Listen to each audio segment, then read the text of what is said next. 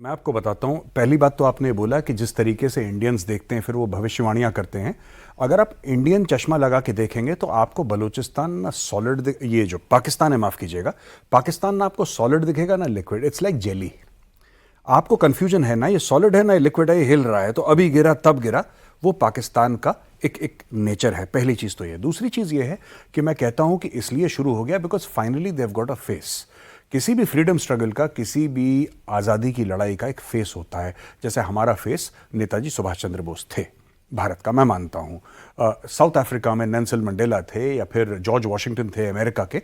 तो हर एक freedom struggle का एक फेस होता है, एक लीडर। बलोच आज़ादी में कई सारे लोग आए।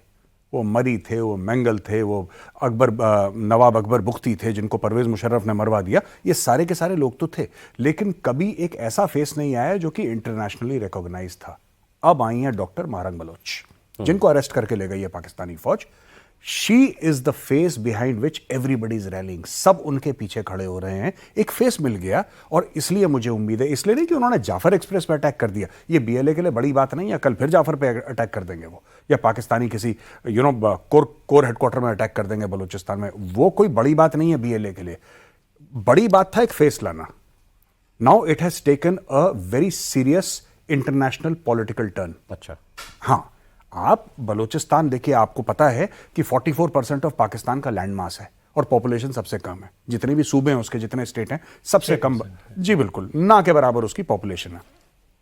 आप बलूचिस्तान में जो करें किसी को कुछ पता नहीं लगता। फोन काम नहीं करता, 4G लिख के 2G आता है वहां पे। ये सारे के सारे गेम वहां पे होते चले आए हैं। डिसअपियर लोग हो गए। कोई कहते हैं 50,000, कोई कहते हैं 30,000, कोई कहता है 10,000, लेकिन लोग गायब हुए हैं हजारों की मात्रा में। पॉइंट यह है कि पहली बार आपको एक पॉलिटिकल फेस मिला है जिसको सब लोग रिकॉग्नाइज करते हैं, अ face that everybody is railing around with. इसीलिए पाकिस्तान जो है ना बहुत डरा हुआ है, खासतौर से पाकिस्तान की फौज। जो आप बात कर रहे हैं मिलिट्री ऑपरेशन की, मुझे ऐसा लगता है ईद के बाद शुरू होगा। अच्छा, हाँ, और इसलिए लगता है मुझे कि जब गए हैं शहबाज शरीफ और जनरल आसिम मुनीर मिलने के लिए, they went to Saudi Arabia, और सऊदी अरब में जाके क्राउन प्रिंस से मिले हैं। क्राउन प्रिंस के बगल में क्राउन प्रिंस का डिफेंस मिनिस्टर बैठा था। उस मीटिंग में पाकिस्तान का फॉरेन मिनिस्टर था ही नहीं, ना सऊदी अरब का फॉरेन मिनिस्टर था।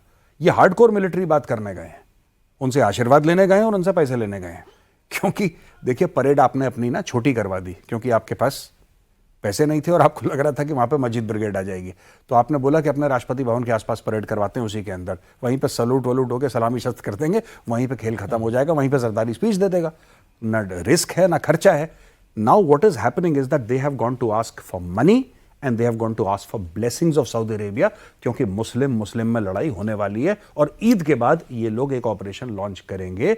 पाकिस्तान ने अपना एक मंत्री भेजा है काबुल इस वक्त बात करने के लिए। हाँ, वहां गया हुआ एक उनका जी, कि आप शांत रहिएगा, बम फटने वाला है प्लीज आप। क्योंकि अगर ड्यूरेंट लाइन खुल जाती है और वहां से पश्तून भी आ जाते हैं तो इनके लिए बहुत मुश्किल हो जाएगा, पाकिस्तान के लिए सरवाइव करना बहुत ज्यादा मुश्किल। ओके।